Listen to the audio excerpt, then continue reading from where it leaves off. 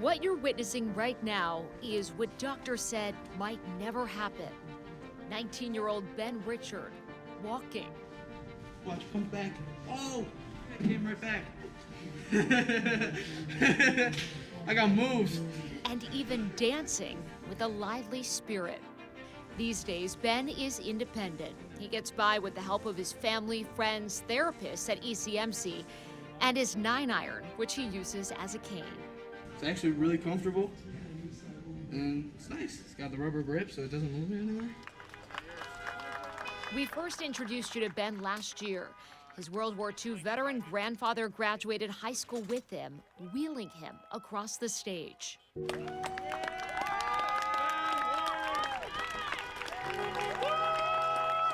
Separated by decades and vast life experiences, it was a day that almost never happened. On May 9th, 2020, a car crash changed his life. The first probably like week and a half, 2 weeks, I don't remember really much of. I remember a little bit of the ICU. Ben was a passenger in a car that skidded on ice, ejecting him. Most serious of his injuries, he fractured his skull, broke his shoulder, and dislocated his back at the L3, L4 vertebrae, pinching his spinal cord and paralyzing him below the knee. He explains the sensation as pain that shoots through the roof. Feeling very strange. Below the knee, I pretty much have all the pain that, comes with stubbing your toe, but it's like so much worse. But it doesn't stop him, and it never has. Today, Ben is paving his own path. I need more weight than this. In his early days of recovery, Ben was told by doctors they weren't sure if he'd ever walk.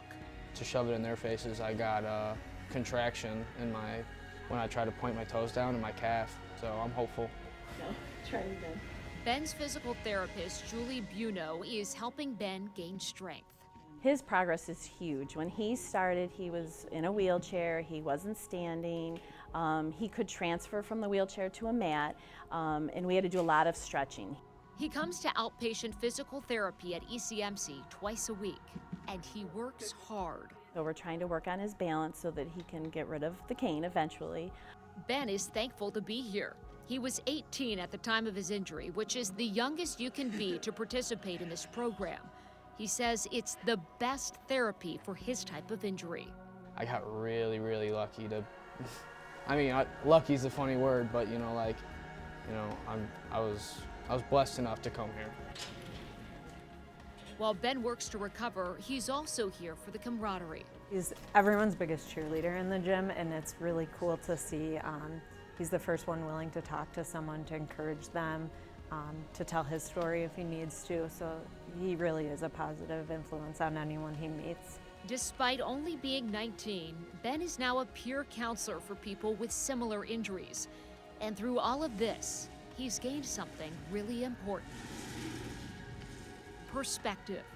You take a lot of things for granted before, and now it's just like, especially being in like groups of, seeing everyone on the MRU and seeing some people down here, it's like, wow, like, I'm glad I have my arm, It could be gone.